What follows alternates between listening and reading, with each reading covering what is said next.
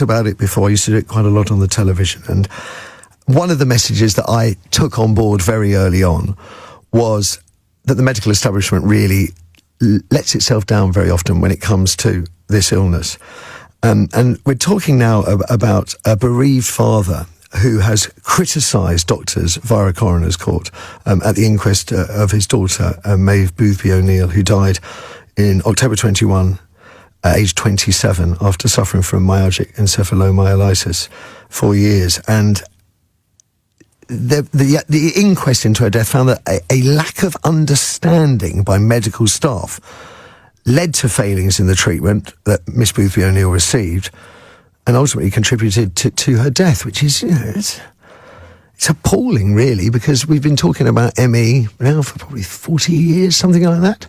Well, Dr. Charles Shepherd knows more about it than most. He's an honorary medical advisor to the ME Association and joins me now. Morning, Charles.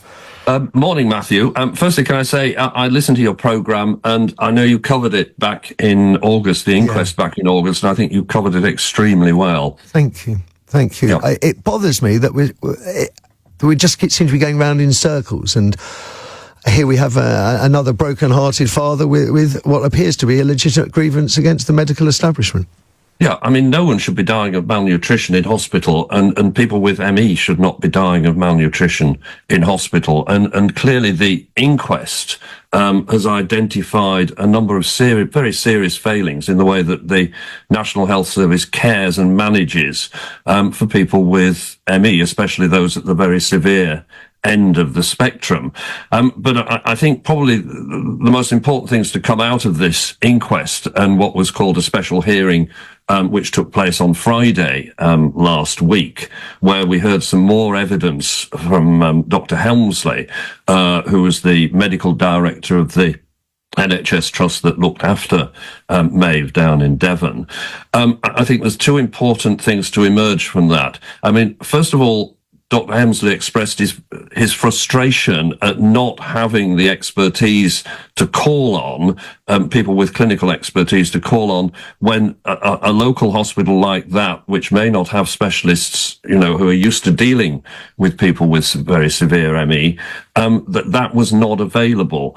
And I'm going on press reports here from Sean O'Neill, Maeve's father, who's, as you know, senior reporter at the Times, but I understand that he has raised these concerns with Sir Stephen Powis, who is top person at NHS England, and not got a satisfactory reply to that as to why there is no specialist referral services or expertise available for these people. Well, that's really unfortunate, because I was going to ask you exactly the same question. Why? Why is there no?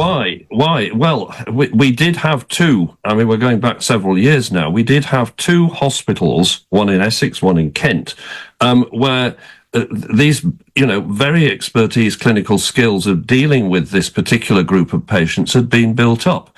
They no longer exist. What we do have, which is a separate strand, but it also comes out of the inquest and the decision of the coroner to produce what's called a preventable deaths report. In other words, lessons to be learned. What we do have, and very sadly, Maeve died in October 2021, as you mentioned, and that was the same month when we got a new NICE guideline on the management of ME/CFS, which I was part of the committee that produced this guideline.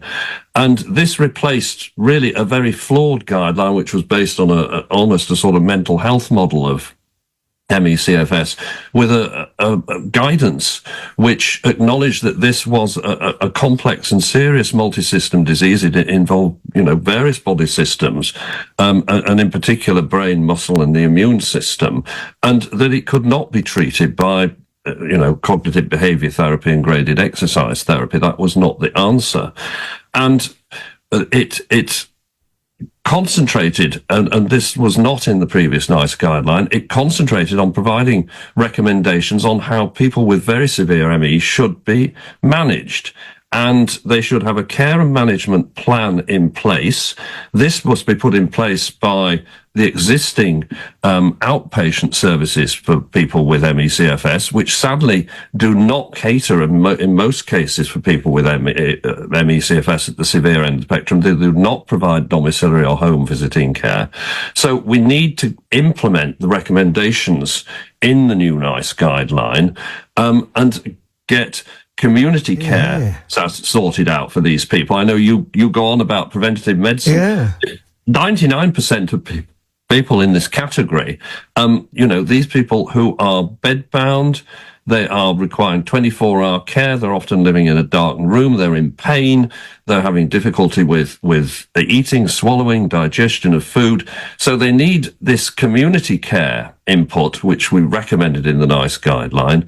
And they also need this inpatient hospital care when things, have gone wrong. But it is just not there at the moment. Dr. Charles Shepherd, I'm not a praying guy, so I can only offer hope, but I really hope that happens.